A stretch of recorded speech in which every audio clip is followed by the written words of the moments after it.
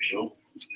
All right, shalom. Shalom. First and foremost, we want to give all praise, glory, and honor to Yahweh, Ba'ashem, Yahushai, Ba'ashem, Kakadash. Double honors unto the elder apostles of Great Millstone who rule well. And salutations, much love unto Joachim out there on the four corners of the earth, pushing out his word into sincerity. And I'm blessed to be here with the brothers in Atlanta. And we're just going to go in the spirit, open forum. And, I want to hit on that. The brother just mentioned the law, vocab Malone was talking about that we somehow teach that you got to keep the law 100% or you're not going to make it. That's not what we teach. We teach that you should try to keep the law. If a brother can grab Romans 3:31 because that's what the scriptures say. All right. Yahweh said, if you're not keeping his law, then you don't love him, man. And we try our best. All right. We're here in the flesh. It's like scriptures say that the spirit is willing, but the flesh is weak. So we're going to try our best to walk in the steps, the footsteps, the examples that Yahweh set up for us so that we may please him, man. Because without faith, it is impossible to please the Most High. And if you're not showing your faith by works, then you're not pleasing the Lord. All right. Whoever got that. This is Romans 3:31.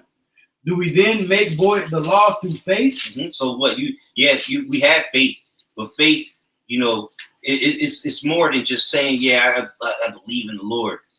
Oh, I have faith in the Lord. It's more than that. It's about action. Okay, showing the Lord that you have the faith. Go ahead. It says, Most High forbid. Yea, we establish the law. That's right. We establish the law, man. We tell people about the law so that in hopes that they can try to keep it, man. Mm-hmm. Like eating pork. That's simple, man. Mm-hmm. All right. Not committing adultery. Not stealing from your neighbor, man. Slandering. All these are simple things that you can keep, man. Mm-hmm. But what Jake or these other nations, these demons, they'll tell you otherwise, man. Mm-hmm. That the law is done away with. God so loved the world. The Lord didn't go up on the cross so that we could just be all out demons and do whatever we want, man. Mm-hmm. All right, and he was the greatest example, Yahweh. And if he was perfect, kept the laws, why wouldn't you try to keep the laws? Right. And obviously, like the scriptures say, some things are lawful but not expedient. Mm-hmm. Why aren't you getting, like vocab? He was saying, why aren't you getting 13-year-old girls? Because why would we? It's not a law to do it, but there's a law about it. It's about rape. And another thing, man, 13-year-old girls are not attractive. Yeah, right. They're like kids in today's age, man. In today's world, because the spirit of America, has put that energy on them. Now, when you go years back, a 12-year-old in the 1800s. Or 13, 14-year-old in the 1800s, they were way more mature than these. Overseas. They were way more mature than these girls nowadays, man. Right. So we're not even attracted to that type of shit, man. Right. Like if you go back to going back to the like brother mentioned about the 1800s, going into Queen Victoria. Okay, I believe she was about maybe 13 or 14 years old. Mm-hmm. When she was to be married unto her husband at that time, and she was actually being set up to rule.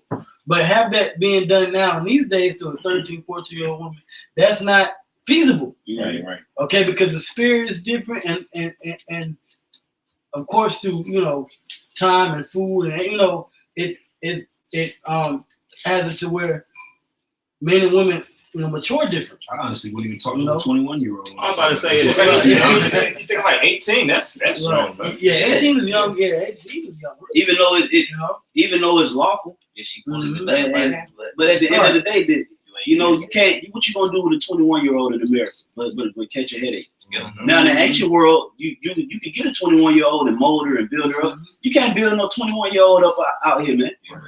Catch a headache. So what we teach is that keeping the law to the best of our ability is an indication of obedience. That's it. It's just an indication of obedience unto Yahweh Ba'ashem Yahushai. Yep. There are certain things that the law permits that we don't do, that we don't engage in. For instance, putting to death homosexuals. All right, another law that we don't fully do is we don't have battlements on our houses. Right. Which a battlement is an actual barrier that every a wall that you put on your roof to where nobody can fall off your house and die. Well, that's a law in the book of things in Exodus. Yeah. All right. So we don't have battlements on our houses. We don't have the frontlets, and the tassels and things of that. And some brothers do, but we just saying that for the most part, we try to keep the law to the best of our ability as an indication of obedience. But we're not under the law. No, you've never heard no brother in Great Millstone teach that we're under the law. Okay. Yep. You had more on that, bro? Yeah. And this is real quick. To add this, Malachi 4:4. It says, "Remember ye the law of Moses, my servant, which I commanded unto him in Horeb for all Israel, with the statutes and judgments." It's a thing of remembrance, man. That's why we wear the border of blue, so we can remember the law, the commandments. Yep. So the Lord has these laws in place as a standard of remembrance, man. That's how we remembered ourselves. Yeah. When we heard the law, oh shit, I grow a beard, oh snap, yeah, I like living like that. It was a form of remembrance, which is why the Lord calls us what? To Zion or Zion, which is a monument.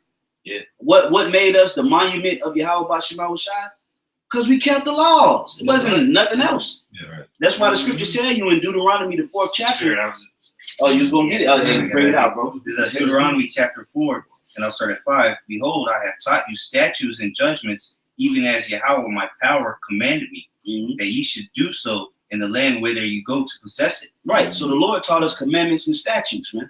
All right. Before there was a such thing known as the Holy Spirit, we had technicalities of what we needed to do. Written on stone. Period, point blank. Yeah. That was your access to being in the spirit, keeping the law. Okay? But the law didn't do good to the flesh. Yeah. It didn't do good. The law wasn't bad. It says the law is spiritual, but carnal sold unto sin. That's what Paul spoke about. That's why in Hebrews 8 it says that it's finding fault in them. Yeah. Because the fault was in the Israelites, because they couldn't keep it. It was impossible for them to keep the law 100%. So that's why Yahweh came and kept it 100%. Right. So he could be that clause in the law. It's a clause. He's just the clause in the law. And so we keep the law to the best of our ability, but then we have Yahweh Shai that we can fall back on for measures of grace. Right. When we can't keep what he did, when we can't do the things that he did, we have him to say, Salaki, Yahweh Bashimah Shai, please forgive me for that transgression. And he'll cover those sins because he sees us trying to be obedient unto that law that he kept. Okay, so stop your vocab Malone. You just a implant, just a straight up reaching ass nigga, man. Go ahead, bro. Deuteronomy 4:6. Keep therefore and do them, for this is your wisdom and your understanding in the sight of the nations. Right. So prior to the Holy Spirit being dispersed after Yahweh Shai, our wisdom in the sight of the nations was how we kept the law. Right. But then our wisdom in the sight of the nations after the Old Testament or the Old Covenant was transferred, our wisdom in the sight of the nations is what? The Holy Spirit. Right. Yep. So now the Holy Spirit manifested after Yahweh Shai realized that we wouldn't be able to keep the law 100%. So that's when the Holy Spirit manifested. Okay. Let me just finish that. It says, which shall hear all these statutes. Well, let me read up again. It says, keep therefore and do them, for this is your wisdom and your understanding in the sight of the nations, which shall hear all these statutes and say, surely this great nation is a wise and understanding people. All right. So that's how they equated us with being a wise and an understanding people, for how we carried ourselves according to the law. So now in these times, we try our best to keep the law to the best of our ability. And one of the things that we do, we grow a beard. We don't line ourselves up. We don't bald our heads. We don't commit adultery. We don't deal with homosexuality. We don't deal with, all kind of things that's against the law. Yeah, idol worship. Idol worship, like the brothers say. Making graven images, coveting brothers' property. you know, coveting brothers, women, dishonoring our parents. Okay, we don't do those things. All right, and this is just an indication of obedience to the Spirit. But ultimately, the Holy Spirit is over the law. That's right. Okay. Yeah, because even you know, since he spoke about the law, we all understand without a shadow of a doubt that we can't fulfill the law. You know, but that where we fall short, that's where grace is involved. But it has always been to be observed and always to be kept to the best of your ability. There wasn't one man in the scriptures, from Genesis to Revelations, that didn't try to the best of their ability to keep the law. Right. You can't name a man that just blatantly ate pork. You know, even when Peter was a successor of Yahushua after Yahushua's death in Acts the 10th chapter, was it Acts the where the dream? Yep, the dream of Cornelius. Acts the 10th chapter, when Cornelius when he received the vision of Cornelius, it was all kind of manner of unclean foods and beasts that was to be presented unto Cornelius. Unto Peter. And what did Peter say? He said he hasn't eaten things common nor unclean. But that was a representation of the embracement of keeping, actually, you know, basically him keeping the law. And it showed that he was basically anti-defilement. He was against corrupting this temple. Going back to what? The spirit of the law. And even in Revelation 21, let's keep going. You know, when you go throughout these different scriptures, even in the New Testament, you know, it keeps reiterating points predicated and based upon the Old Testament, the law. That's why, matter of fact, what I'll get it now. John, let the brother go ahead, but it speaks about in John how he wrote no new thing onto them, but basically the old. John 2. John 2. John, get that. If you go ahead. Okay, this is James 2, and I'm gonna start at 8, and it says, "And if ye fulfill the royal law according to the scriptures, thou shalt love thy neighbor as thy love thyself. Ye do well. But if ye have respect to persons, ye shall commit sin and are convinced of the law as transgressors." And what book is that? This is James. Yeah, so in the book of James, he's still pulling out points of sin. So why would James speak about sin if the law didn't exist? Right. Because sin was still living and thriving in the world, and he was keeping the Israelites from the basically the borders of sin. Because what it says also in James, where when lust conceiveth to bring forth sin, and sin death. So transgressions of the law is death. The wages of sin is death. And the men of the Lord, they always reiterated, like I said, points based upon the law. That's why the scriptures say, whoever died being innocent. Right. Because as the brother just said, the wages of sin is death. So therefore, sin bring about death. If that was the case, then that's what made Yahushua so perfect, was he actually did commit no sins and still was sacrificed. Although we know through extrapolating through the scriptures, through the Holy Spirit, that he did commit sins in previous lives. But the point of what made Yahushua so perfect was in that life and in that space, he committed no sins, and he still took death on. You know? I'm gonna read on. It says, verse 10. This is James 2 and 10. "For whosoever keep the whole law, and yet offend in one point, he is guilty of all. For he that said, do not commit adultery, say also, do not kill. Now, if thou commit no adultery, yet if thou kill, thou art become a transgressor of the law." Yep, which is basically, in American terms, hey, you could commit armed robbery or you could commit a murder, but on your rap sheet, you're gonna have what you're gonna have in common: a felony. Which is basically the same thing. If you don't commit adultery but you commit murder, you're still a transgressor of the law. And in American time, the flies bugging out, man. You know, but in America now, what do? They put a felony on your report card or a misdemeanor. A background check. Yep, a background check. And in the background check, if the felony come up, it don't tell you exactly. You say you're a felon. You just say you're a convicted felon, and because you went against the law, regardless of whatever the act was, you're still a transgressor of that particular code. And that goes. You take that to the grave. Yep. That don't get omitted. Yep. And even with James, what he said too, that was an act of hypocrisy. When you're telling somebody don't murder, don't steal and kill, and you're doing the same things. That's why it tells you that in Romans, the 2nd chapter. Now, we're not telling individuals don't do things that we actually do, because that is a form of hypocrisy. We're telling Jake, 2/3 of our people, or really the nation of Israel, which we're looking to wake up to 1/3, the whole nation. But we know that, of course, the dividing line, 2/3 and 1/3. But we telling Jake to keep the law to the best of their ability. Yeah. And where we fall short, because at the end of the day, like he said, if you break one law, you're guilty of all. Are we all guilty of, according to the law? Of course. Yeah. We break the law too. That's why the grace, the spirit of grace is came in. I could raise that quickly on that point. Yeah, basically the fact that we need grace, because if the Lord was to, why I just read Psalms 130 and 3. If thou, Lord, shouldest mark iniquities, O Lord, who shall stand? Mm-hmm. Yeah, if the Lord was the judge based off iniquities, man, all of us would be through, man. You know, sins from our past lives, sins in this life. That's why that grace and mercy had to come in to overlap that, man. Yep. Cover it up. So it's like when you in school, you know, a professor, he knows that all his kids just failed. So what does he give? A learning curve or a grading curve. Yeah. Where it's like, all right, well, based upon everybody's score, I'm gonna add this amount of points to up it up. So maybe if you got maybe if you were a person that was a D, now you got a C.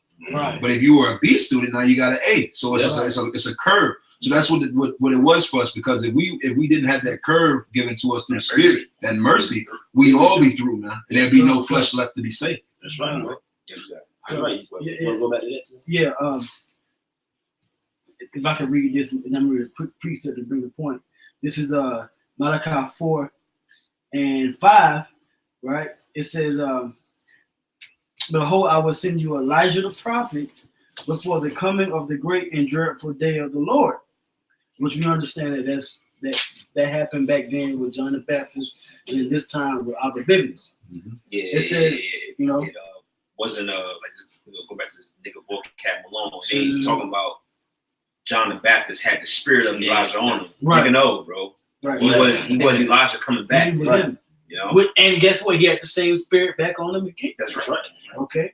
Verse 6, and he shall turn the heart of the fathers to the children, and the heart of the children to their fathers, lest I come and smite the earth with the curse. Right? So he said that he's going to turn the children back to the fathers, right? And really, you know, being the children of Israel, really the sons of Israel. So I'm going to read this quick precept, and this is Proverbs 3:1.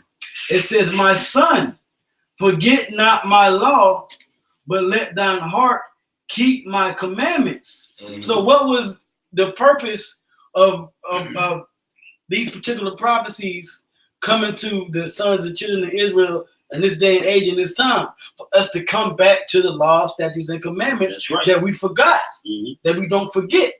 Okay, let me read one more precept, and the brothers got it. This, if I may add real quick, that's why the Lord said He's going to stir up our minds with, with remembrance, bringing us back to the old ways. That's right.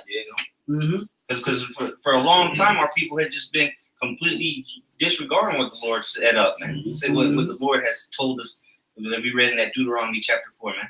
That's why our people are a bunch of, it's looked at as the scum of the earth. Yeah, the scriptures say, seek the old paths of our forefathers. If they're talking about a cut through a city, a shortcut, a pathway. What is it that we're supposed to seek from our forefathers? Is it a shortcut to the grocery store? Right. No, it's talking about the law. That's that's what we knew from our forefathers. Yep. The law, how they carried themselves. Faith.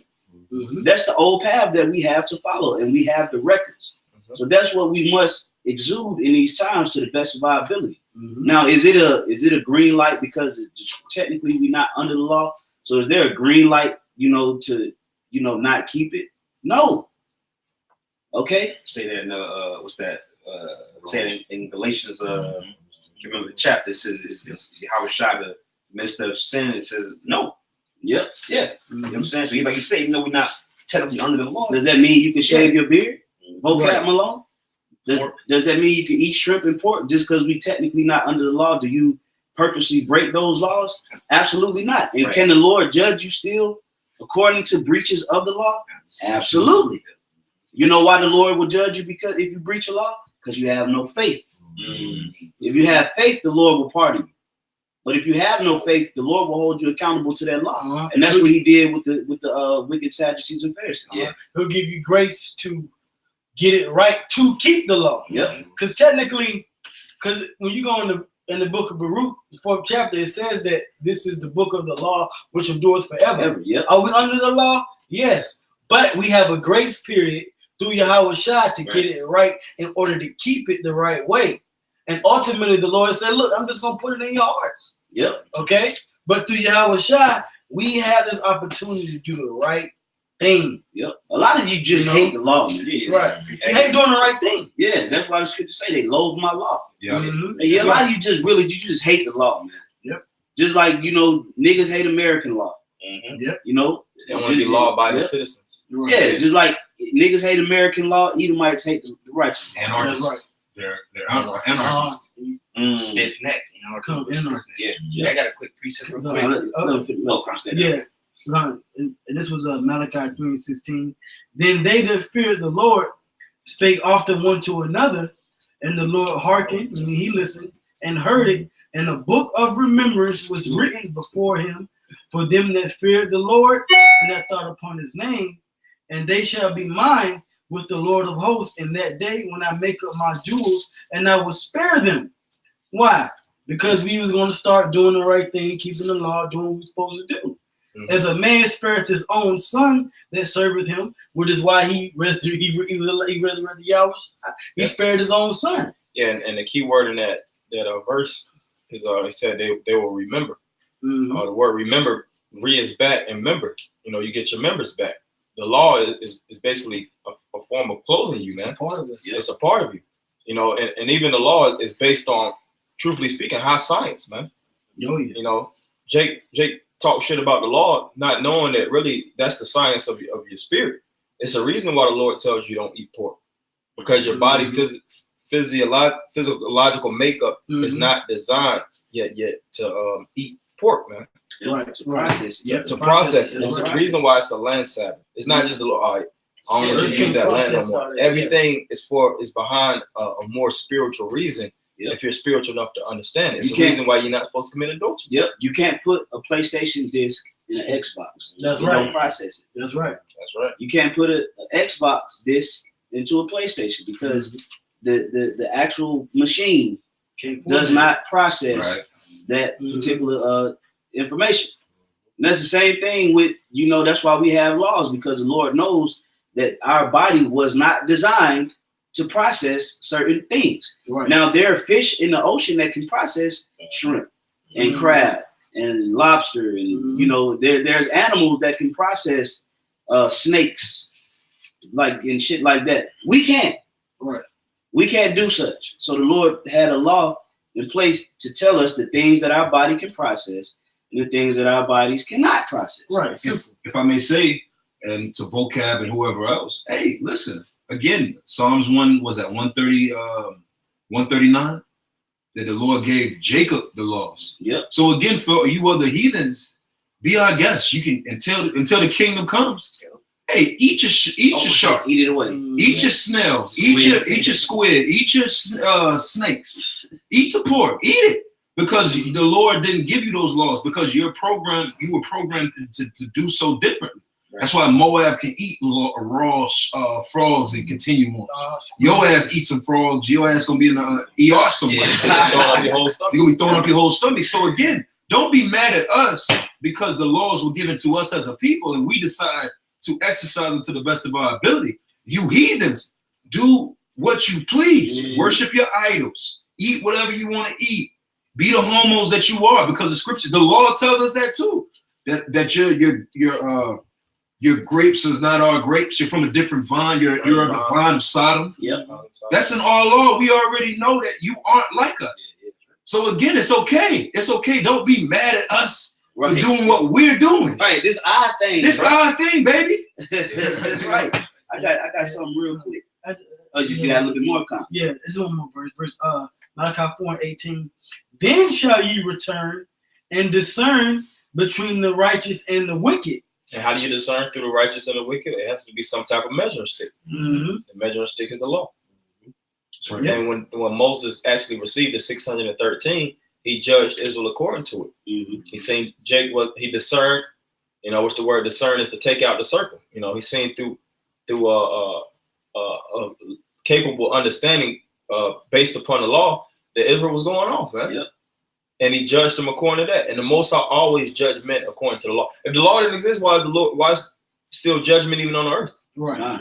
If there's no more law, the people shouldn't be getting put to death. That's right. It says, has any perished without being innocent? Some kind of rule gotta be put in place. For you to be innocent, or held guilty, accountable, it has to be according to a particular standard. Yeah, there has to be a breach of a requirement that's justified. That's justifiable by death. That's the only reason that there still has to be death in the earth. It's because people are going against the ways of the Heavenly Father. Right. Other than that, everybody will just live forever. If we could do whatever we wanted to do, we'd live forever. You're That's the point. You're not held accountable. If the wages of sin is death, then why are people still dying? Right. If there's no sin is done away with, the law is done away with. Right.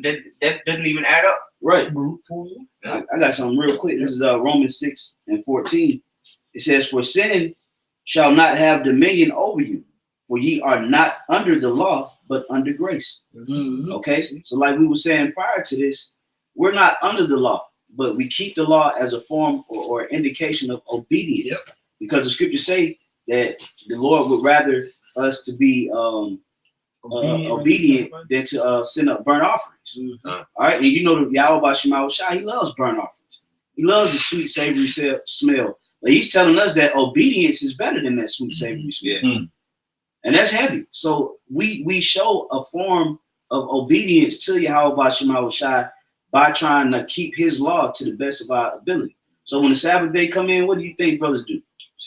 We chill to the best of our ability. Some brothers got to work. Well, that's where the grace comes in at, because you're under grace. You're under the clause. You're not under the technicality. You're under the clause. But you still have to uphold certain forms of the technicality that you can keep. And the Lord designed America for us to be able to keep some of them laws, man. Yeah. Okay, because we could have been living in a society where, hey, we couldn't keep any of the laws, but the Lord has it set up to where we still can grow beards. We still can, choose what we want to eat. There were times where we didn't choose what we wanted to eat. Right. So the Lord even still under grace has, certain scenarios where we still can be obedient. Mm-hmm. If I can add to you too, before you continue what you said, that also goes to the topic of fearing the Lord too. There's a scripture that says that the fear of the Lord turneth away sin.